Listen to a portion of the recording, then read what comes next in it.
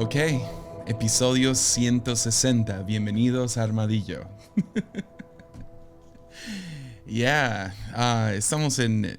Creo que ese es el cuarto o quinto, no sé cómo lo consideras tú, si Víspera es parte de esto. Pero medio se hizo una serie.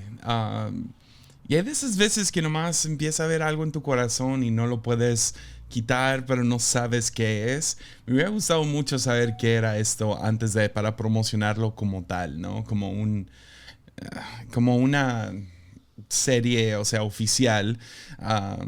Y finalmente para el último episodio de esta serie, sé de qué estoy hablando. Y medio puedo, ok, esto es. Hablamos de persecución en el primer episodio. Hablamos acerca de la presión interna y externa en cuestión de teología, acerca de la iglesia, herejías y apologistas y teólogos que se levantaron. Luego hablamos acerca de la distorsión de la iglesia, cómo se fue la iglesia de ser una minoría perseguida y oprimida a convertirse en los opresores literal de una generación a la otra. Y hoy vamos a hablar acerca de revelación. Pero ya finalmente encontré qué es lo que une estas cosas que estaban como que en mi corazón. Porque cuando hablas acerca de la historia de la iglesia, uh, es, es abrumador. Estamos hablando de 2000 años de historia. Si tú pones en Google o lo que sea, ¿cuáles son los momentos más importantes para la iglesia? Te sale una lista de como 250 cosas. Entonces podríamos hacer 250 episodios acerca de esto, pero no, quiero hablar de otros temas también. Aunque a lo mejor esto se vuelve algo, no sé, no se sorprendan si después se cambia el título de estos episodios y hacemos un playlist ya sea en YouTube o lo hacemos muy limpio en Spotify. Acerca de la historia de la iglesia, porque sí, me tiene fascinante. Me ha fascinado en el pasado. Ahorita estoy nomás reaprendiendo muchas cosas, reubicándome, porque cuando lo aprendí o leí libros en el pasado era como, ay, qué flojera. Entonces no sé si esta serie te da flojera. A mí no, he estado fascinado. Entonces, sí, hoy le vamos a decir. Y les digo, lo que encontré en estos 4 episodios son básicamente 4 de las amenazas más fuertes que la iglesia pasa en los últimos 2000 años. O sea, hay más, pero estos son los que resaltaron. Son amenazas en contra de la iglesia. Entonces tienes persecución, o sea, literal matando y encarcelando a cristianos. Tienes presión interna y externa, mala teología básicamente, malas creencias acerca de Dios, combatiendo buenas creencias. Luego tenemos obviamente la distorsión de la iglesia, o sea, dándole corrupción, pero luego vamos a hablar hoy acerca de otra cosa. Pero antes de entrar, deja pago las cuentas. Si a ti te gusta este contenido, las horas y horas y horas y horas de trabajo que le meto a esto, si tú lo disfrutas y tú quieres bendecir de vuelta, tú lo puedes hacer en patreon.com/Jesiah Hansen. Puedes apoyar desde $1 al mes. En buena onda, todo ayuda. Entonces ayuda a comprar libros, ayuda a pagar todos los servicios para tener esto en línea, equipo y todo eso. Pero también desde que comenzó la pandemia de COVID, hemos estado básicamente dependiendo de este dinero como familia. Entonces, y probablemente va a ser así un rato más. O sea, quisiera decir que ya no lo necesitamos, que solo puedo usar este dinero para lo que es Armadillo. Pero sí, no sé cómo se va a ver en los próximos años esto. Si van a volver los viajes, si va a poder subir nuestro salario de la iglesia, etcétera. Pero ya hablé mucho. Si quieres apoyar económicamente, lo puedes hacer en Patreon. Y si no puedes, entiendo al 100, esto va a seguir siendo gratis. Vamos a seguir sacando episodios. Pero tú puedes apoyar compartiendo este video. Puedes hacerlo comentando. Si algo no te gustó, si algo sí te gustó, puedes comentarlo en YouTube. Puedes darle like. También puedes compartir si tú escuchas esto en Spotify, iTunes, tú puedes recomendar esto a más gente y eso también ayuda mucho. Entonces, sí, esparcir la voz. Pero bueno, Entremos, episodio 160, Revelación. Y nos vamos a 1347. Y yo sé, me estoy adelantando 1000 años en la historia del cristianismo al episodio pasado. Y parte de eso es porque ya medio hice una serie acerca de la historia de la iglesia, hablando acerca de los místicos. Entonces, si te interesa un poquito acerca de básicamente el 1% del remanente de cristianos que se mantuvieron bien, algunos monjes y algunos teólogos, ahí hablé acerca de 5 diferentes que puedes ir y leer sus vidas: San Patricio, San Francisco de Asís, todos los que ves ahí, Juan de la Cruz, etc.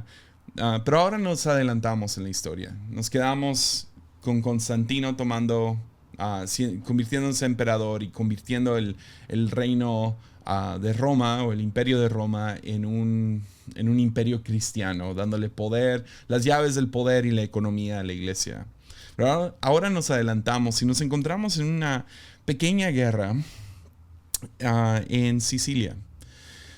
Y siempre hubo conflictos en esos 1000 años. Estamos hablando de conflicto, tras guerra, tras guerra, tras guerra. Y hay guerras internas, externas, y podríamos hacer, o sea, les digo, 100 episodios solo acerca de batallas y guerras importantes en aquellos tiempos. División del imperio, cómo salieron los reyes, los problemas del sur y del norte y del este específicamente. Pero nos encontramos en Sicilia y se ha brotado otra batalla. Y llega un barco comerciante del oeste de Europa. Los genovés llegan a Sicilia, y cuando llegan ahí había brotado esta pequeña batalla, pero lo que pasa es que en la batalla lo que les ayudaba eran los muros. Y el enemigo, su táctica era tomar los cuerpos de una enfermedad desconocida. Empezaron a decir, ¿sabes qué? Hay que lanzar estos en catapultas. Y empezaron a tomar estos cuerpos muertos y lanzarlos sobre la muralla para infectar a las personas adentro de esta ciudad protegida donde acaba de llegar este barco de comerciantes. Entonces caen estos cuerpos muertos, y es básicamente la primera guerra biológica, batalla biológica o batalla con armas biológicas que vemos en la historia. Están usando enfermedad para ganarle a su contrincante. Pues el barco se asusta, los comerciantes, y salen de ahí y regresan a Europa.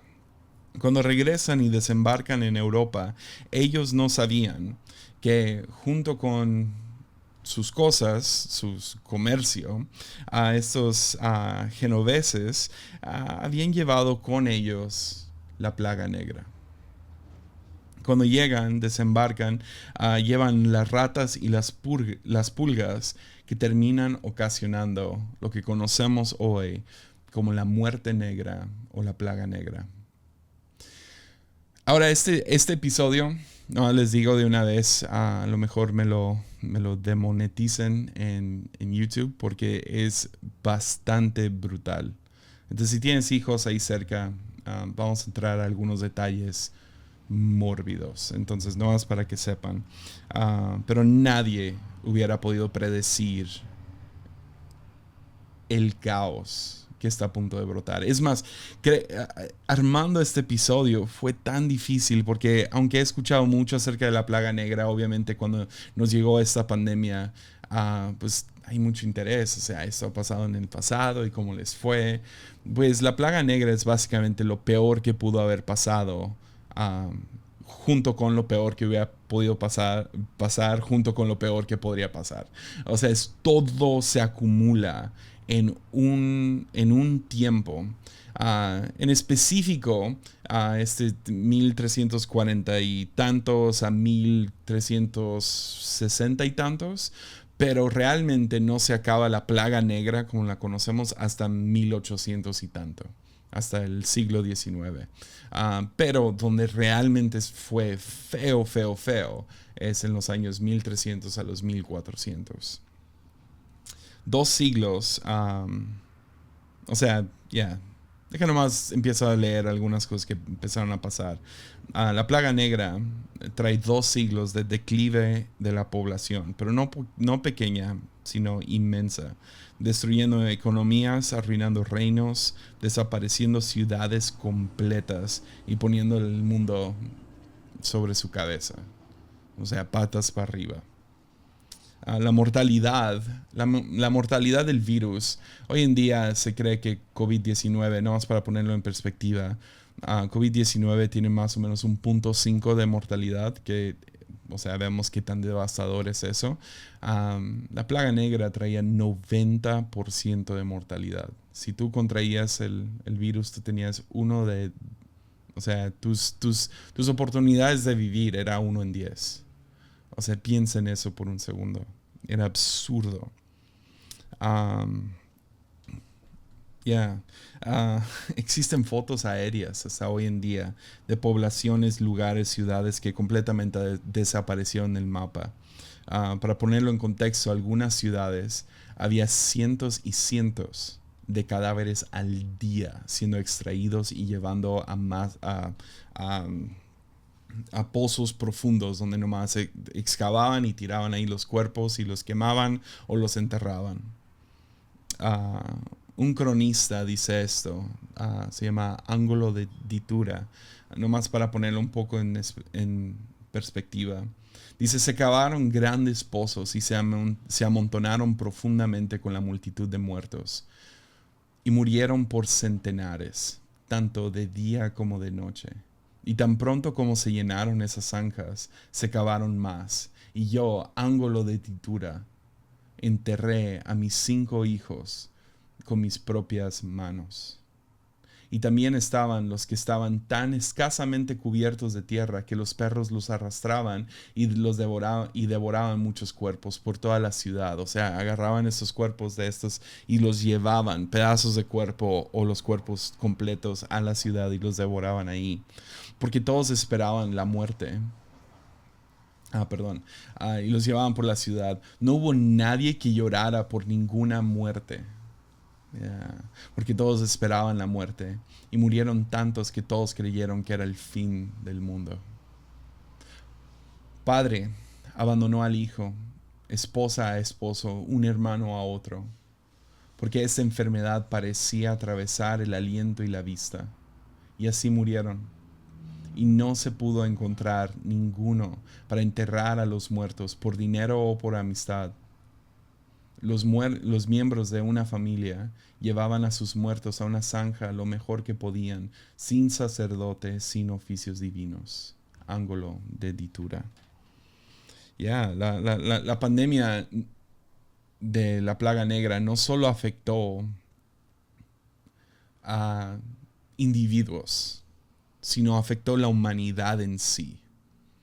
Fue completamente catastrófico. Ahorita vamos a hablar aún más. Pero hubo un abandono total del prójimo. Pero ¿cuál es el contexto? ¿Cómo es que llega la plaga negra? Pues si nos vamos a los registros de clima en aquellos tiempos, la primera cosa que tenemos que hablar es del óptimo medieval. El óptimo medieval es una anomalía en cuestión de clima. Básicamente el mundo se calentó por unos siglos, o sea, subió la temperatura a unos grados. Hubo, por así decirlo, calentamiento global.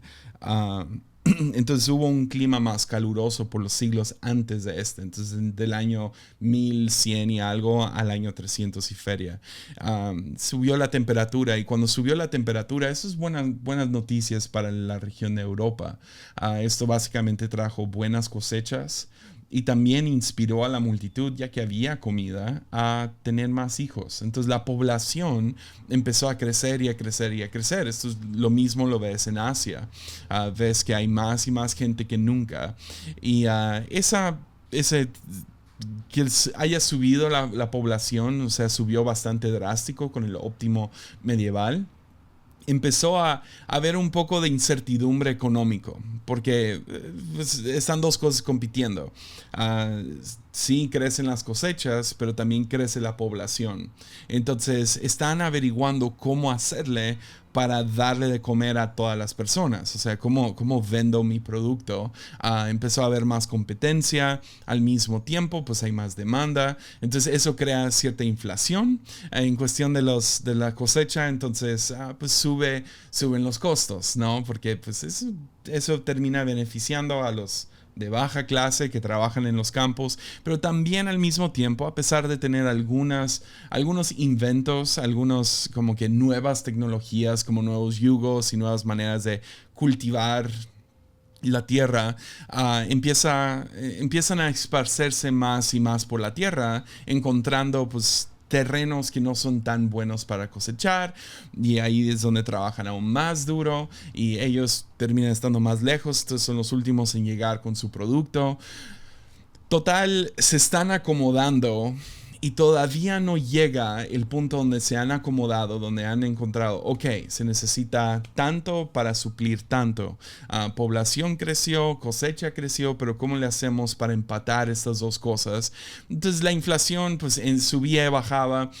Esto creó, les digo, mucho peso sobre las familias. Creó hambruna en ciertos lugares. Empezó a haber mucho conflicto interno y político por lo mismo, porque pues aunque hay más comida, hay más población, como les digo. Pero mientras todavía se están estabilizando, encontrando cómo va a funcionar esta nueva economía, esta nueva, o sea, ganancia de comida, pero también más gente, se acaba el óptimo climático y comienza una mini era de hielo, que más o menos dura unos 100 años. Baja mucho la temperatura. Esto termina siendo catastrófico para esta economía que ya era inestable. O sea que era bueno, por eso se llama el óptimo. Las cosas iban bien, pero pues se estaban acomodando. Pues se acaba la comida, pero todavía queda la población alta y la demanda alta por comida. Entonces ahora lo que empezó a hacer es que, pues como era devastador para las cosechas, empezó a haber una hambruna más o menos sí, de varios años. Entonces llega una fuerte hambruna y la plaga pega justo en el tiempo indicado para que la plaga tuviera su máximo, o sea, sí, su máximo potencial catastrófico. Empieza a crear devastación total y la plaga se desata como un fuego forestal. O sea, es una locura. No solo pegándole a las ciudades, sino se extiende a todos lados, porque ves, estaban acomodando su economía. Entonces cosas como, sí, como comercio, poder llevar comida de tal región o de tal país a otro país, ya se estaba estableciendo. Había nuevas carreteras y había nuevos comercios como los barcos, etcétera, y estaban encontrándose. Entonces empieza a haber más movimiento en el mundo, y con más movimiento sabemos que pues, una pandemia puede desatarse. Pero ¿qué era? ¿Qué era la plaga negra en sí? Pues la plaga negra en sí era, ya científicos han averiguado lo que era. Era un virus que se llama Yersinia pestis, o una peste, ¿no? No sé si cae bajo virus, hubiera checado eso 2 veces. Pero se presentaba en 3 diferentes maneras, y ahorita vamos a hablar de por qué. Pero este Yersinia pestis se presentaba en los famosos bubones, que era básicamente, era la plaga bubónica. Ahorita vamos a hablar un poco más de eso. Era una plaga pulmonar, y ahorita vamos a hablar de por qué. Muy similar a, no sé, influenza o COVID. También se presentaba de manera séptica, que es básicamente en la sangre. Y ahorita vamos a hablar de por qué. Primero comencemos con, sí, de dónde vino. Vino de, ahora científicos saben, vino de China o Mongolia, vino del este. Y cuando llegó al oeste, el oeste ya habían escuchado las historias básicamente el terror de la plaga negra o de la muerte negra. Eso agarró ese apodo por cómo se presentaban los cuerpos de la gente. Y sí, estaban horrorizados. Entonces cuando finalmente llegó, se desata, porque y la razón que causó más horror fue en específico los bubones. Los bubones era básicamente algunas partes de tu cuerpo, los ganglios se llenaban de pus. Entonces tus ganglios son donde, pues, o sea, es tu sistema inmune. Entonces era devastador para el cuerpo recibir esto si no tenías algo como antibióticos como hoy en día. Entonces se infectaban tus ganglios, ya sea del cuello, de las axilas, de tus genitales, y creaba masas o lo que llamamos bubones, eran tumores básicamente llenos de pus, más o menos del tamaño de una manzana. Entonces lo cargabas en tu cuello, en tu axila, y eran exageradamente dolorosos. O sea, gente agonizaba y lloraba, gritaba por los 3 4 días que vivían.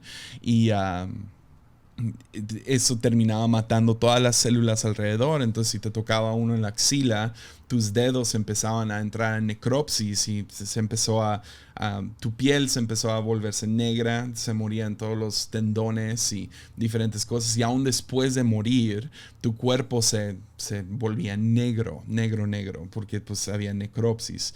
Y entonces imagínate, en esos tiempos no sabes mucho acerca de medicina, no sabes exactamente qué está sucediendo en el cuerpo humano.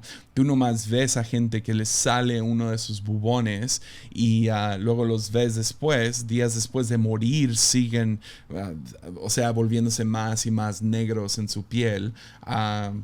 O sea, básicamente su vida es chupada de ellos. Obviamente te vas a ir con cosas muy supersticiosas, pensando que la muerte misma les está chupando la vida de ellos. Esos bubones eran esos hinchazones, como les digo, y luego también tenías el aspecto de pulmonar. Pulmonar era porque no sabían qué hacer con los cadáveres. Gente está muriendo rápidamente y no saben qué hacer. Entonces empiezan a nomás juntar los cadáveres ahí, en la ciudad. Algunos no los pueden recoger a tiempo y permanecen días en la casa. O en otras situaciones, a algunos se les ocurrió abrir estos bubones. Y lo que pasaba es que se volvía polvo y si lo respirabas, ahora recibías esta enfermedad que usualmente era en los ganglios, ahora va a estar en tus pulmones y causaba intenso, intenso dolor. Se hinchaban o se podrían tus pulmones y pues era una tos infernal llena de sangre, etcétera, etcétera. Y el último era séptico. Ahorita vamos a hablar un poquito más acerca de lo séptico cuando hablemos acerca de la higiene. Pero ¿de dónde viene? ¿Cómo te contagiabas? Porque no era de persona a persona. O sea, si yo tenía la plaga negra, no te lo podía dar directamente. Entonces, ¿cómo es que se esparció de tal manera? Pues sabemos que viene de las ratas, pero en específico no se podía de rata a ser humano. Entonces, lo que terminó pasando, ya años después descubrieron, que era por las pulgas que llevaban las ratas. Muy similar a algo como el dengue hoy en día, que el dengue llega y te pica un mosco, uno de estos zancudos te pica y trae la enfermedad y te enferma. Estas pulgas terminaban llevando de las ratas, lo pasaban al ser humano. Y mucho de esto tiene que ver simplemente con higiene. No había buena higiene, como ya te imaginarás, en el siglo 12 13. O sea, era asqueroso. Vamos a hablar un poquito acerca de higiene y a lo mejor te va a dar asco. Esa es la parte que estoy más nervioso de comentar. Pero ya, la higiene no era bonita. Si tú eres una rata en aquel entonces, prosperabas, por decirlo así. Las ratas estaban por todos lados. Todos lados, eran las amigas, eran no sé, ni sé con qué compararlo con hoy en día, pero era absurda la cantidad de ratas. O sea, lo puedes ver en su arte de aquellos tiempos, pueden verlo aquí. Y la razón que prosperaban era por la suciedad medieval. O sea,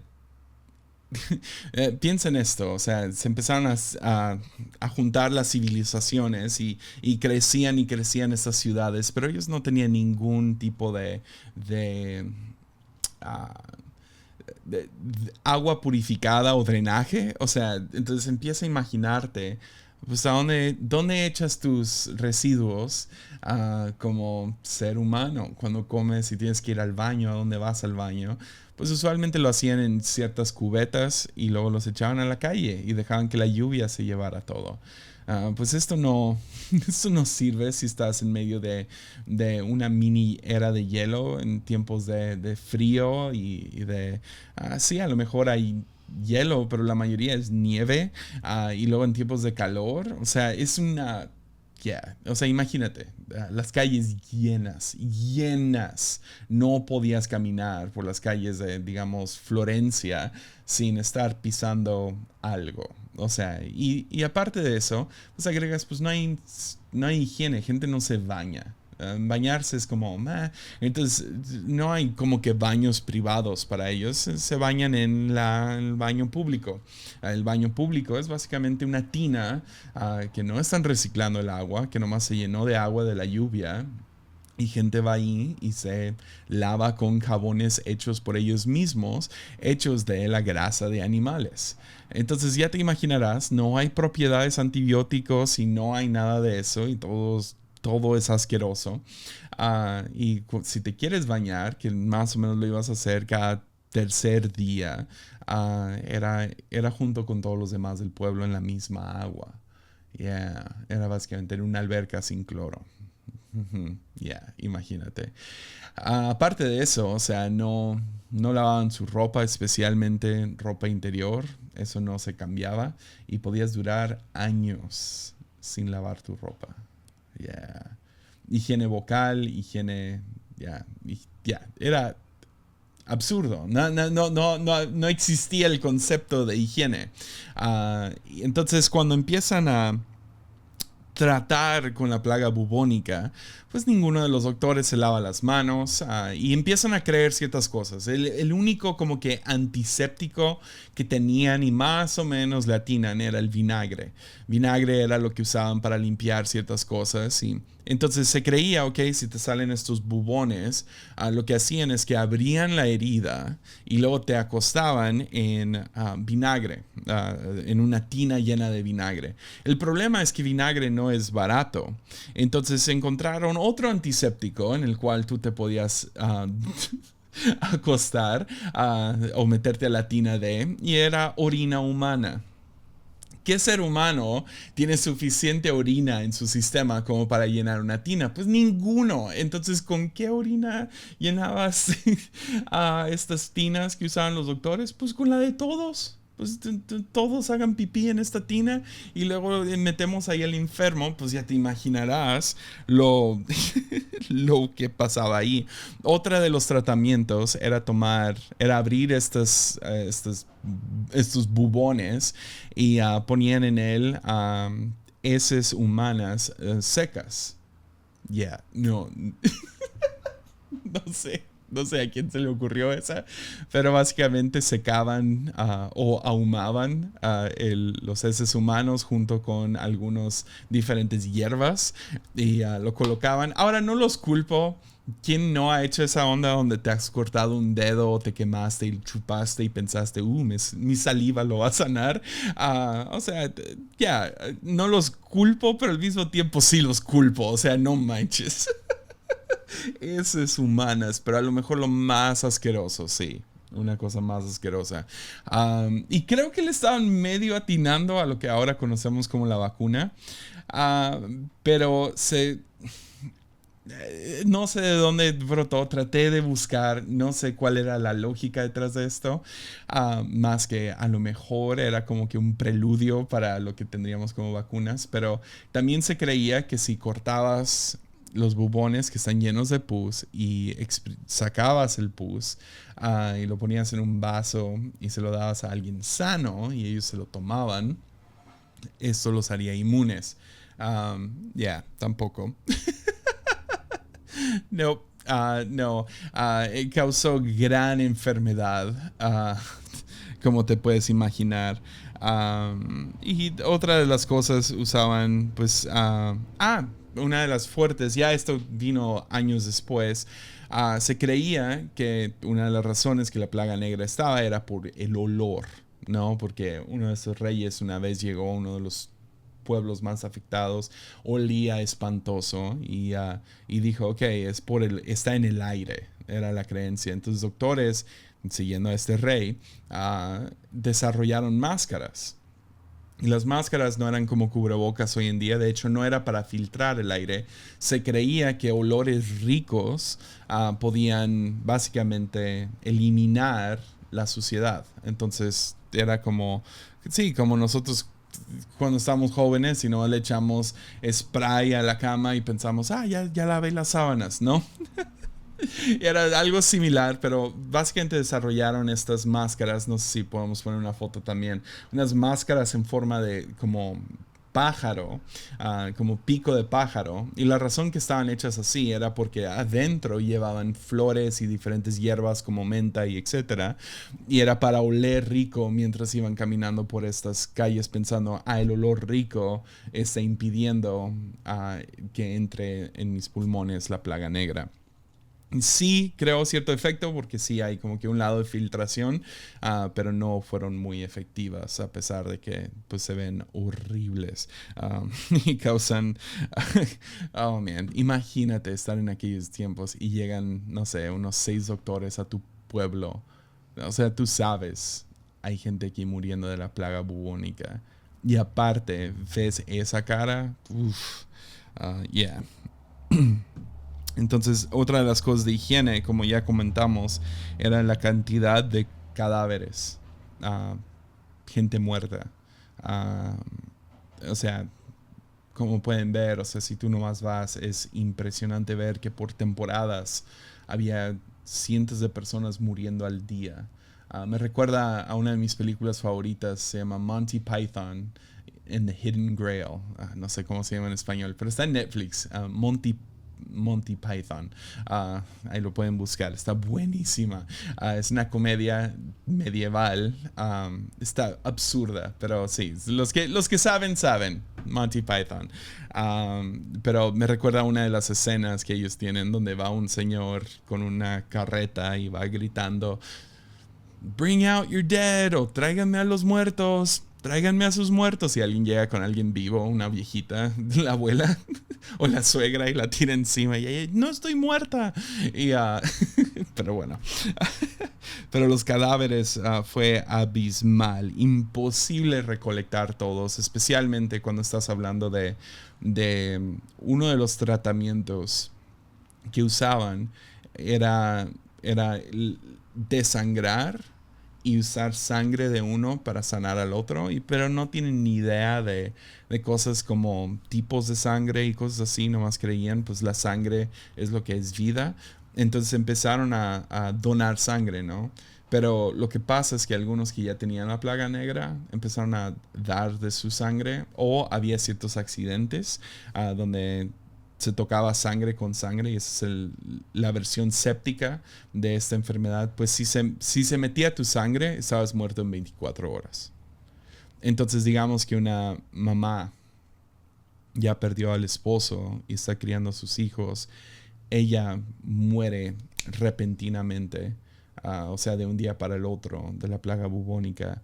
Y, o sea, iba a ser muy difícil para que los hijos hicieran algo con su cuerpo. Entonces sí, o sea, el terror, la suciedad, es absurdamente feo. Los desechos humanos, o sea, no sé si tengo que entrar tanto a eso, pero imagínate, no hay agua potable, y los desechos humanos, cadáveres, suciedad, atrajo a las ratas, como ya te imaginarás. Pero ¿por qué en específico había tantas personas contrayendo este virus? Pues tiene que ver con cómo dormían. Dormían sobre camas de paja. Ahí son camitas, ¿no? Son como que una... Sí, es como... Es un sleeping bag o lo que sea. Es como un pedazo de paja en el piso, muy delgado y todo. Y luego ponían sobre esto algún tipo de tela, ¿ok? La parte de abajo, el colchón, no lo cambiaban en toda su vida. Yeah. Entonces estos, eran perfectos para las pulgas. Entonces usualmente la mayoría de la gente contraía el virus simplemente por acostarse en la noche y que los picaba una de esas pulgas. Uno de estos piojos garrapatas. O sea, yo sé que son diferentes, pero todos estos llevaban este virus. Entonces simplemente al dormir te picaba uno de estos y despertabas con bubones o la versión pulmonar o la versión séptica de la plaga negra. ¿Por qué hablo tanto acerca de la higiene? No me podría haber brincado esa parte. Pues es importante porque sí hubo una civilización, un grupo de personas que medio se la libraron. Y estos eran los judíos. Los judíos, por sus tradiciones de limpieza, de purificación, de cambiar diferentes cosas todo el tiempo, pues terminó ayudándoles mucho en un tiempo así. Se lavaban las manos constantemente, creían en bañarse, en no comer ciertas comidas, en mantener la casa limpia, en mantenerse lejos de animales inmundos. Entonces, al hacer eso, había una mortalidad mucho menor entre los judíos y había una infección mucho menor entre los judíos. Esto causó que los cristianos, que ahora dominan el mundo, la mayoría de la población es cristiana, o por lo menos en Europa, ellos empiezan a ver que los judíos están libres y ellos empiezan a acusarlos los acusan de estar envenenando el agua potable de los cristianos. Y termina siendo a lo mejor el segundo, no sé, leí esto en uno de los libros, que eso termina siendo el genocidio de judíos segundo más grande. O sea, es el más grande hasta ahora, fuera de tiempos bíblicos. Es el más grande hasta ahora. Y luego llega el Holocausto en la Segunda Guerra Mundial. Pero este es el segundo más fuerte. En una ocasión, pues queman a todos los judíos en Alemania. Tratando de limpiarse de estas personas que están matando a los demás. Por otro lado, llegaron a otra conclusión en contra de los judíos, creyendo que Dios los estaba castigando a los cristianos por dejar permitir vivir a los judíos. Entonces comenzó una persecución en contra de los judíos en este tiempo. Y todo era porque ellos eran más limpios. Yeah. Yeah. Entonces, ¿qué impacto tuvo la plaga negra sobre la iglesia? Pues creo que primero tenemos que hablar acerca del impacto social. El impacto social, ya te imaginarás, y no voy a hablar mucho de esto, pero solo porque es relevante a la historia de la iglesia. El impacto social, no más piénsalo, 2 segundos, la mortalidad mundial. Se estima que desde que comenzó la plaga negra hasta que terminó en 1800 y feria, murieron alrededor de 500 millones de personas. 500 millones de personas. Yo sé que es a través de muchos años, o sea, siglos, pero solo en Europa, en ese tiempo, en 1300 a 1400 y feria, murieron 60% de la población. Estamos hablando de unos 50 millones de personas así. En un tiempo donde la población no era la que tenemos hoy. Entonces a lo mejor escuchamos de 500 millones de muertes o 50 millones de muertes en Europa y decimos, pues, o sea, COVID ya lleva 5 millones, entonces ya, sí, tiene sentido o lo que sea. No. 50 millones fue 60% de la población actual. Literal, el mundo. O sea, para verlo en perspectiva, sería, por ejemplo, aquí en México somos alrededor de 130 millones de personas. Sería como si solo en México se muriera alrededor de 70 a 80 millones de personas. ¿Cómo cambiaría la sociedad? Y, o sea, para algunas ciudades, les digo, era de un día para el otro. En un día podía ser que se infesta todo el lugar porque llegó un nuevo barco. Es difícil de imaginar. Um, y nomás ponlo en perspectiva. Hoy en día COVID ha matado más o menos a 5 millones de personas a nivel global. Y piensa en los cambios que hubo, el pánico que hubo en las calles. Imagínate si ese fuera una enfermedad con una mortalidad del 90%. Literal, de cada casa, 50-60% habían muerto. O sea, como vimos de Ángulo, sus 5 hijos mueren de esto. Es brutal. Florencia en específico se va en 10 años, ¿ok? En 10 años se va de 120,000 personas. Es una ciudad muy grande para aquellos tiempos. 120,000 personas, se colapsa a 30,000. Edificios vacíos, tiendas sin trabajo, hornos fríos, campos sin cosechar, sin trabajar. Ya no hay quien trabaje, ya no hay quien viva en esos edificios. Hay toda esta estructura para 120,000 y solo hay 30. No creo que tenemos manera de imaginarnos. O sea, algunas películas a lo mejor nos dejan entender poquito, pero creo que no somos capaces de entender el impacto global de esta mortalidad. Los cambios psicológicos que tendría. Obviamente esto trajo un colapso económico. O sea, todo lo que se había vivido en prosperidad, y aunque sí era medio difícil en el óptimo medieval, el colapso económico completamente destruye cualquier avance que habían visto en los últimos 200 años, literal, en un siglo. Adiós, a todo.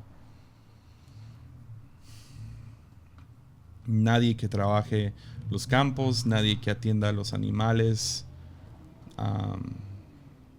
Y los que sí tenían, ¿a quién se lo venden? Entonces sí, se cae todo. Se cae todo. Pues, ¿qué implicaciones o qué impacto religioso vemos?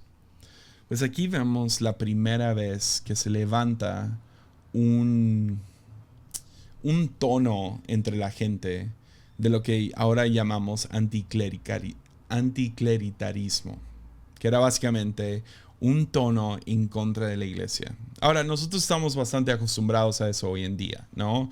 Con todos los casos de pedofilia, abuso, o sea, todas las cosas malas que ha salido de la iglesia hasta ahora, como que ya hemos despertado. Pero estás hablando de 1000 años de la iglesia en poder, y o sea, completamente destruyendo a cualquier persona que se anime a levantarse a criticar la iglesia. Sí tenemos más o menos 1% de voces en la iglesia. Ves a gente como San Agustín y San Francisco de Asís y diferentes místicos y teólogos y monjes levantándose y diciendo, hey, esto no está mal en la iglesia. Y empiezan a pedir algún tipo de reforma o empiezan a criticar la iglesia. O sea, los aplaudimos, pero esas voces no tuvieron tanta influencia sobre la persona común y corriente.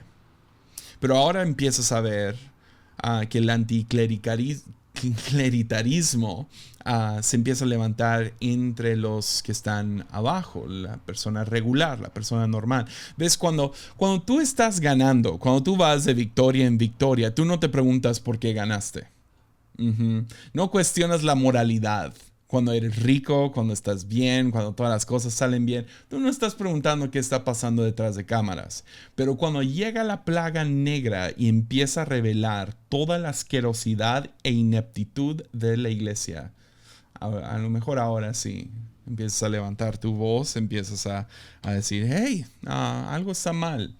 Entonces cae, no sé si es coincidencia divina, no sé, un acto divino, pero al mismo tiempo que la plaga negra está sucediendo justo antes, les digo, en el óptimo medieval, empieza a haber, hay muchas guerras sucediendo todo el tiempo y hay una guerra, hay tensión entre Inglaterra y Francia.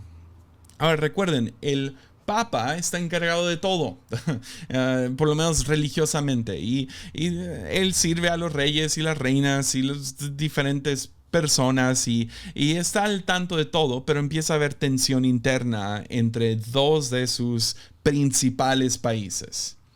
Entonces decide el Papa, porque empiezan a levantarse otros rebeldes ahí en Italia y en Roma, decide escaparse el Papa y se muda a Aviñón. Se va de Roma y se muda a Aviñón, en Francia. Pues cuando se muda a Francia, teniendo tensión entre Inglaterra y Francia, básicamente está tomando un lado. Y los de Inglaterra no están felices con esto. Los de Italia mucho menos, porque pues se fue el Papa. O sea, ¿qué onda con esto? Y se fue a Francia, de todos los lugares, se fue ahí. Y entonces empieza a pegar la plaga negra y esto y lo otro. Y está ahí sentado en Aviñón. Empieza lo que llamamos el papado de Aviñón. El liderazgo eclesiástico se muda para allá en medio de estos tiempos de guerra. Y esto abrió debate acerca de qué tan espiritual era el Papa. Gente empezó a cuestionar, yo pensé que era un personaje divino, infalible, pero parece ser que en esta discusión él no está encima, sino tomó un lado y se fue a Francia, a Aviñón. Entonces la población, específicamente de Inglaterra y de Italia, empiezan a ver al Papa con un poco de sospecha y empiezan a levantar sus protestas. ¿Por qué estás allá? O sea, que no eres de toda la gente, ¿por qué no regresas a Roma y gobiernas desde ahí? O sea, en Aviñón estás muy lejos para poder atender a todos y si hay algún conflicto, algo así, o sea, o sea, no hay aviones como para irnos para allá, ¿no? No hay Zoom. La comunicación está rara y básicamente protestan y 70 años después él regresa. Regresa el Papa a Roma. Cuando se sitúa en Roma, estoy diciendo todo esto muy rápido, asquerosamente, pero llega el Papa a Roma. Cuando llega a Roma, se muere. No hay evidencia de que lo matan ni nada así, es nomás se muere de causas naturales. Y ahora es tiempo de escoger a un nuevo papa. Pues escogen a otro papa francés. Pues los italianos, ahora está el papado otra vez en Roma y escogen a un papa francés. Pues los de Italia se enojan, empieza toda una revolución, una revuelta y van y básicamente dicen, no, vamos a escoger uno italiano. Escogen uno italiano en vez del francés y el papado, todo el liderazgo eclesiástico sigue en Aviñón. Ellos dicen, no, su elección es nulo. Nosotros vamos a escoger otro, pero acá. Y escogen otro. Entonces ahora hay dos papas. Básicamente a eso cae mientras pasa el heladero y nos canta sus canciones de helados. Pero básicamente ahora hay dos papas. Esto crea, no, o sea, imagínense, o sea, en un país de la nada hay dos presidentes. Y los dos no se rinden, los dos son el presidente y entonces empieza a crear mucha división, discordia dentro de la iglesia. Y de la nada ahora se levanta un tercer papa en el lado del este. Tres papas. Y como te imaginarás, esto crea caos dentro de la iglesia. Entonces, más o menos en los años 1378 a 1417. Entonces, ahora tienes un papa en Roma, otro en Pisa y otro en Aviñón. Esto crea caos, crisis organizacional desde arriba hasta abajo. Y ahí es donde se empieza a levantar el anticlericalismo. Están furiosos con la iglesia. ¿Por qué? Porque ahora ven el liderazgo supremo como payasos. Yeah. Entonces eso se empieza a exponer. Pero ves, en medio de la plaga negra, lo que empieza a suceder es que la iglesia no es inmune. ¿Se acuerdan cuando comenzó COVID-19 que todos los pastores estaban citando ciertos versículos diciendo ninguna peste entrará a mi casa, y etcétera, etcétera? Y no, yo no me voy a vacunar, me voy a vacunar con la sangre de Cristo. Pues lo mismo sucede. Empiezan a ofrecer milagros a costo y se empiezan a morir los padres. A ellos les toca manejar la mayoría de los cuerpos porque ellos son los que se encargan de los funerales. Y los padres, obispos, los sacerdotes empiezan a morir. Uno tras otro, tras otro, tras otro. Eso empieza a crear cierta sospecha entre la gente de que estas personas no son infalibles tampoco. No son tan espirituales. Y empiezan a entrar, se abren básicamente los papas o el papa decide abrirlo a que, necesitamos sacerdotes, entonces ¿quién quiere entrarle? Y empiezan a entrar generaciones más y más jóvenes con menos y menos experiencia, menos y menos, filtración. Entonces empieza a haber más y más corrupción. En el tiempo había 5 la corrupción moral se expresaba en 5 maneras oficiales. Ahora, todos caen básicamente el dinero, pero se los quiero mencionar aquí, las 5 tendencias de corrupción de la iglesia durante la plaga negra que empiezan a ser expuestos. El primero fue declarado o nombrado simonía. Simonía. Y simonía nace de una historia donde Pedro está evangelizando y hacen milagros y diferentes cosas. Y llega un hechicero llamado Simón y quiere comprarle sus trucos de magia a Pedro. Y Pedro pues, lo reprende y le dice, ¿cómo crees? No, hombre, así no funciona esto, etcétera, etcétera. Pues lo que estaba pasando es que había ciertas personas, como ya la iglesia tenía poder, tenía mucha influencia y se ganaba mucho dinero a través de sus penitencias y diezmos, ofrendas y todo eso. La mezcla de todo eso y tipo impuestos empiezan a ser posiciones más lucrativas. Entonces, digamos que yo soy un papá con mucho dinero y mi hijo no sirve de nada. Y yo nomás quiero ponerlo en una posición donde él tenga cierta influencia y tenga poder y que tenga dinero.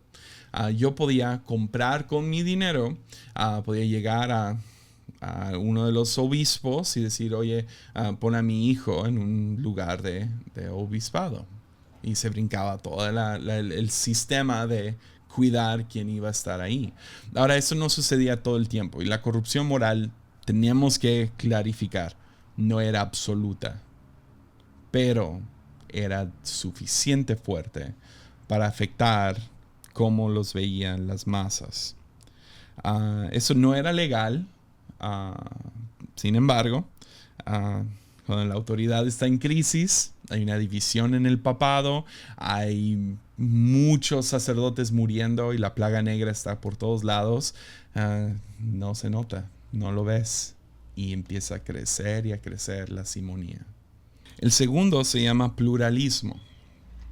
Y pluralismo, como les digo, estos puestos de autoridad eran lucrativas y llevaban cierto poder.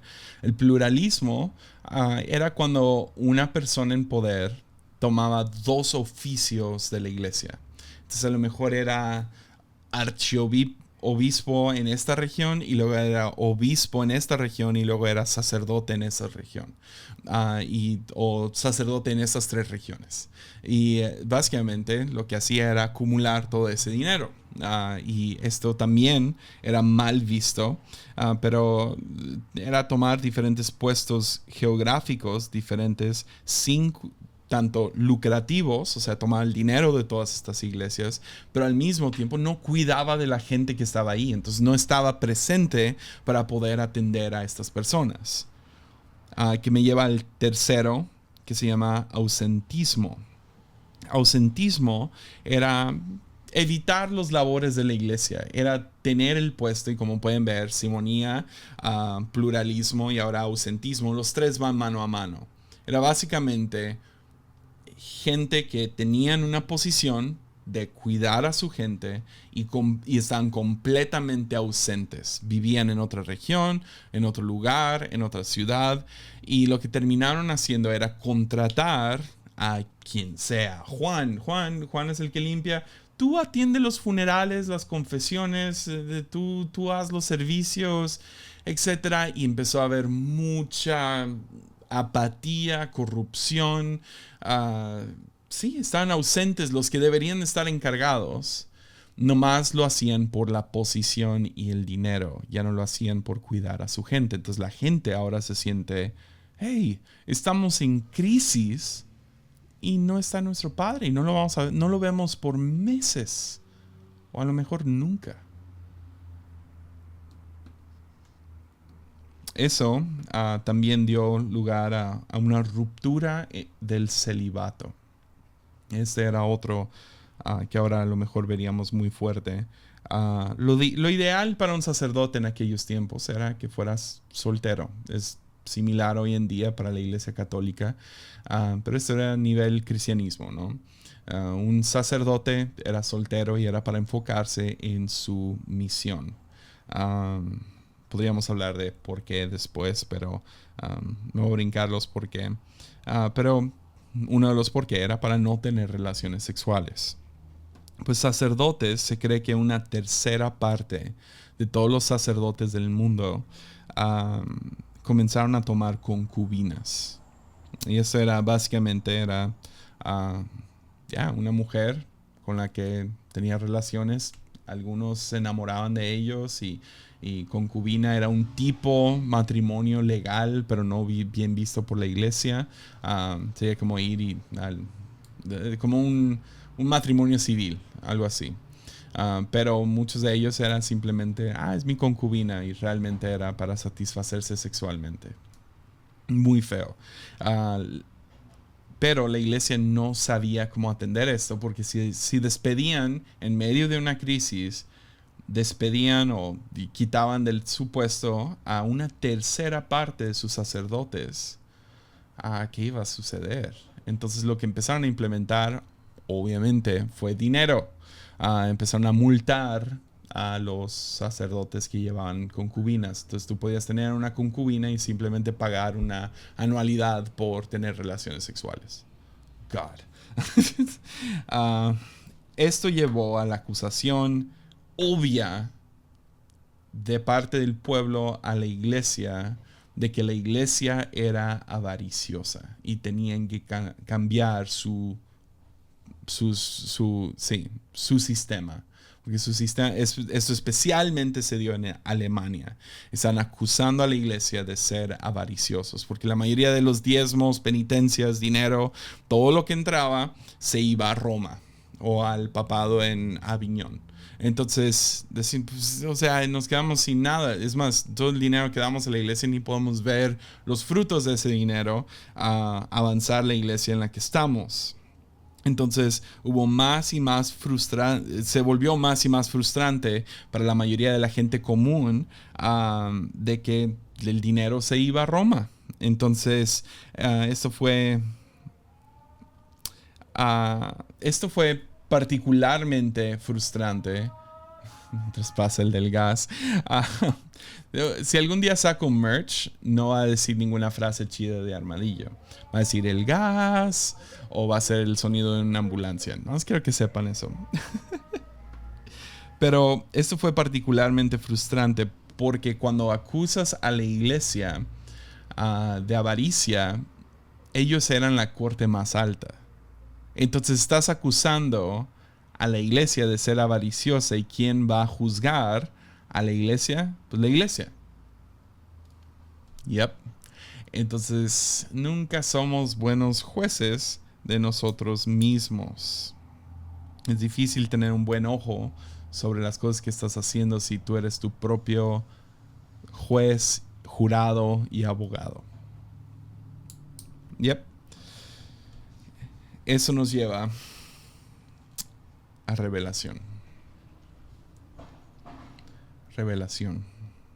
Pues el mundo se está acabando. Está colapsando. Es el fin del mundo, como leímos a ángulo de titura. Todos creyeron que era el fin del mundo. Dejaron de llorar. Estaban tan entumecidos al horror que vivían. Muerte tocando a su puerta diario. La iglesia es corrupta. Los reinos son corruptos. Hay guerras, rumores de guerras. El liderazgo es inepto desde arriba hasta abajo. Ahora los ven como payasos.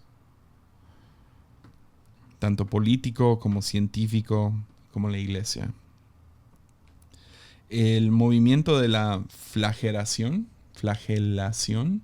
empieza a cobrar mucha fuerza. Entonces eso era cuando te lastimabas a ti mismo, o sea, tomabas algún tipo de instrumento con el cual pegarte y te pegabas, te lastimabas y eran las penitencias llegando a su máximo nivel, donde gente se autoinfligía sufrimientos muy fuertes. También empezó a haber mucha plática acerca del infierno.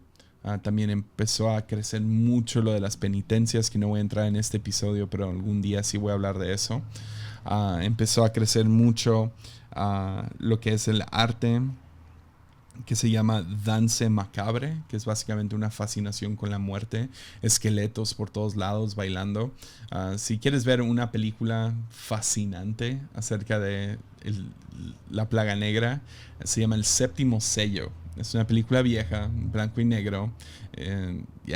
Lo vi ahorita en la pandemia y es fascinante. Y ves muchas cosas acerca de la plaga negra, como creían en aquel entonces. Y tienen la mejor escena al final, todos los personajes de la película danzando junto con la muerte. Está buenísimo. Pero también creo en la psicología común, gente vivía con el vive por hoy. Y vive por hoy puede ser algo muy bueno y algo muy malo. Es básicamente su YOLO, ¿no? You only live once, solo vives una vez. Pero este vive por hoy empezó a entrar, lo puedes ver en muchas de las historiadores hablan del vive por hoy, pero vive por hoy también se puede tornar a algo muy malo. Entonces cosas como violaciones, robo, asesinato, gente no sentía nada porque pues qué importa al final del día, y pues, se dio por todos lados, vive por hoy. Y les digo, protestas, hoy en día estamos más acostumbrados a protestas, en aquel entonces no se hacía, porque si empezabas una revuelta te iban a matar, pero protestas empezaron a agarrar nueva fuerza y revolución en contra del liderazgo, ya sea de los pobres hacia los ricos o de la gente común de la iglesia hacia el liderazgo de la iglesia. Pero la humanidad en sí se ve amenazada. Es el fin del mundo para la mayoría de estas personas. Es un apocalipsis. Es lo que es. Es un apocalipsis. Si quieres leer acerca de todas las veces que el mundo se ha acabado, les recomiendo este libro. Esta versión es en inglés, pero sí existe en español. Es de Dan Carlin. Y se llama El fin siempre está cerca. Puedes comprar en Kindle. Te va a... Es brutal. O sea, te va a hacer llorar, asustarte. Es muy morboso este libro. Muy mórbido. Pero esta es una de las veces que el mundo se está acabando o se acaba. El mundo en sí se acaba. ¿Qué dice Jesús acerca del fin del mundo? Pues en Mateo 24 empieza a hablar acerca de en aquellos días habrá pestilencias y guerras, rumores de guerras. Jesús apunta hacia el templo de Jerusalén y dice, dentro de poco tiempo no habrá piedra sobre piedra. Y luego dice lo siguiente Jesús, y es fascinante. En Puse el versículo equivocado aquí. Si me dan un segundo, podemos arreglar. Jesús en Mateo 24, versículo 29, dice lo siguiente: inmediatamente después de la angustia de esos días, hablando de pestilencia, hablando de todos los problemas, hablando de todo lo que está pasando, dice: el sol se oscurecerá, la luna no dará luz, las estrellas caerán del cielo y los poderes de los cielos serán sacudidos. Jesús habla del fin del mundo. El problema es que cuando habla acerca del fin del mundo, muchos lo tomamos literal, que el cosmos se va a caer. Sí, se cayó el edificio más importante para los judíos, que era el templo de Jerusalén. O sea, no hay forma de describir qué tan importante era ese edificio en particular para los judíos. No hay comparación hoy en día. Sería como la Casa Blanca junto con un Taj Mahal, junto con, no sé, no hay. Junto con el Vaticano, no sé, pero mezcla esos tres y todavía es más importante que eso para la nación judía. Y no hay comparación, no hay. Entonces cuando Jesús dice eso y luego dice, y va a haber esto, y va a haber esto, y va a haber lo otro, y luego llega el cosmos, se va a caer el mundo, se va a oscurecer la luna y el sol, pero y luego termina diciendo: les digo la verdad, no pasará esta generación hasta que todas estas cosas sucedan. ¿Cómo leemos acerca del fin del mundo cuando Jesús habla de esto? Pues quiero proponer que tomar este lenguaje de manera literal es un error. Pensar que el mundo se va a acabar como Jesús lo describe así, de manera literal, es un error. ¿Por qué? Porque termina diciendo que no pasará esta generación hasta que todas estas cosas sucedan. Y perdón, pero vivimos en el siglo XXI, no en el siglo I. Obviamente no pasó, entonces Jesús o es un mentiroso o tenemos que acercarnos a escrituras como estas con ojos frescos, con ojos diferentes. La primera cosa que me gustaría decir es que existe un género llamado el género apocalíptico. Lo lees en libros como Jeremías, Apocalipsis obviamente, y más importante el libro de Daniel. Y Jesús está usando término o género apocalíptico. ¿Qué es apocalíptico? Pues apocalipsis no significa fin del mundo. No significa eso. Googlealo, te vas a sorprender. No significa fin del mundo. Lo que significa es remover el velo. Entonces cuando se dice, era un tiempo apocalíptico, sí tiene algo que ver, ahorita llegamos a eso, de que se acaba el mundo, pero la traducción literal es que se acaba el velo. Apocalipsis, se quita el velo.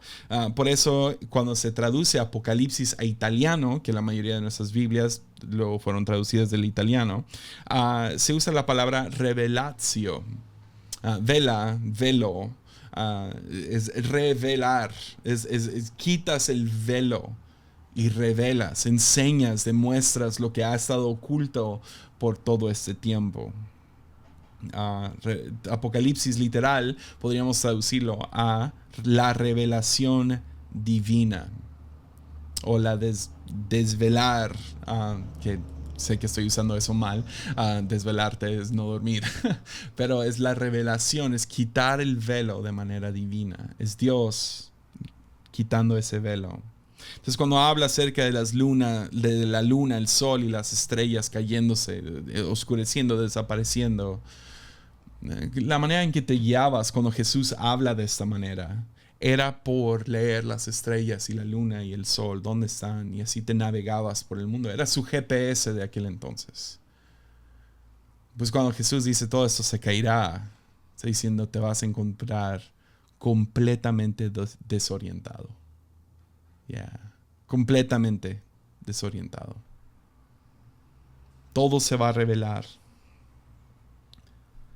Y cuando se acaba el mundo, te desorientará. Todos los sistemas en los cuales tú confiabas, todas las cosas que tú decías, mañana va a ser igual, dejan de ser igual.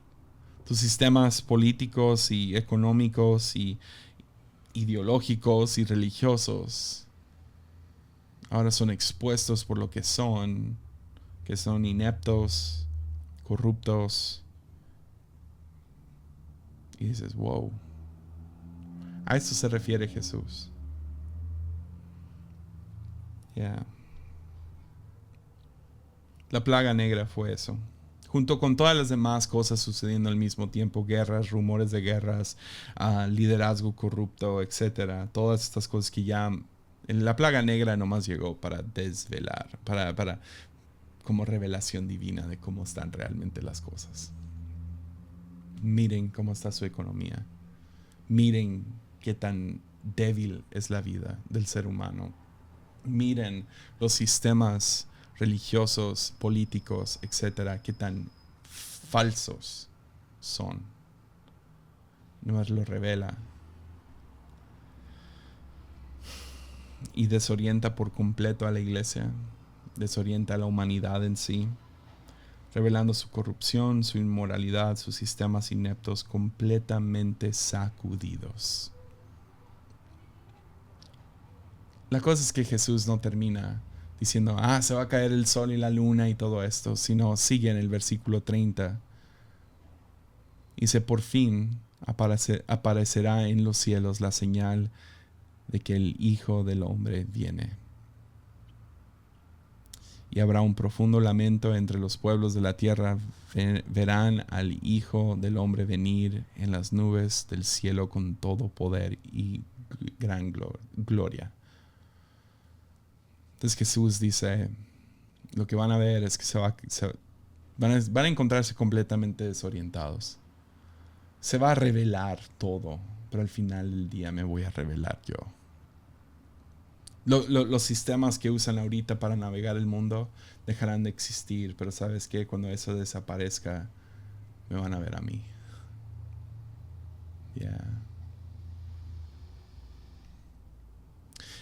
Y en Mateo 28 podemos tener esto. Y género apocalíptico es simplemente es una descripción de cómo te sientes en ese momento. O sea, imagínate que tu mundo se vaya acabando. Recibe la noticia de que tienes cáncer, de que perdiste el trabajo, de que tus padres se divorciaron. ¿Cómo describes ese momento? Usas términos apocalípticos. Se acabó el mundo. Sol y las estrellas se cayeron. El peor día de mi vida, el peor día para toda la humanidad. Es la cosa cuando llegamos al fin del mundo como lo conocemos. ¿Qué sucede? Les digo, lean este libro. No es un libro cristiano, es simplemente cada vez que se acabó el mundo. Momentos apocalípticos.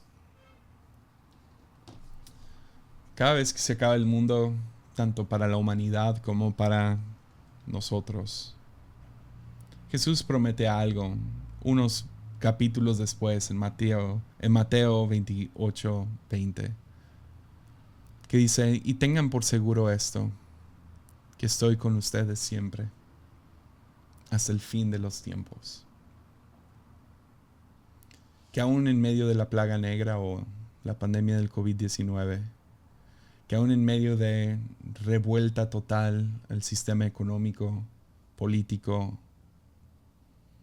cuando se empiezan a descubrir y a revelar la corrupción y la ineptitud, cuando empiezas a ver cómo está el mundo y gente empieza a vivir por el día y moralidad no importa, tengan por seguro que estoy con ustedes siempre. Y cuando tu mundo se está acabando, tengan por seguro que yo estoy con ustedes siempre. Y ¿sabes qué? La historia al final del día, en medio de revelación, de este apocalipsis llamado la plaga negra,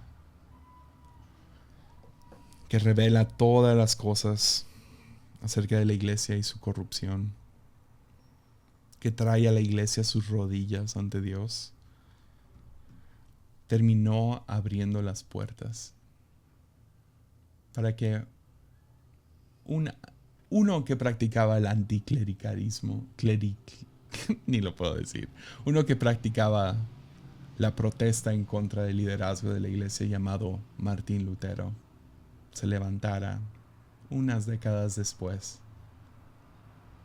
Abrió la puerta para que Él llegara y comenzara lo que conocemos hoy como la reformación de la iglesia. Yeah. Porque cuando el mundo se acaba, realmente no se acaba. Mundos se acaban, nuevos mundos comienzan. Se acaba el capítulo. Se acaba el capítulo. Se acaba el capítulo para la humanidad, pero también para nosotros. Nomás dale otra vuelta a la página y vas a ver que hay mucho más. Y lo que sí podamos confiar es que Jesús está al tanto. Aun cuando la iglesia llega a ser tan corrupta, aun cuando las cosas se vuelven ¿cómo se dice?